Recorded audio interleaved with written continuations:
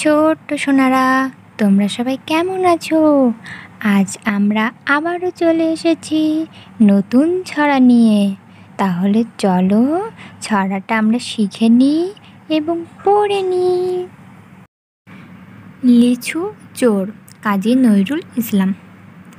বাবুদের তাল পুকুরে, হাবুদের ডাল পুকুরে, সে কি বাজ করলো তারা, বলে থাম একটু দাঁড়া। পুকুরের ওই কাছে না লিচুর এক গাছ আছে না।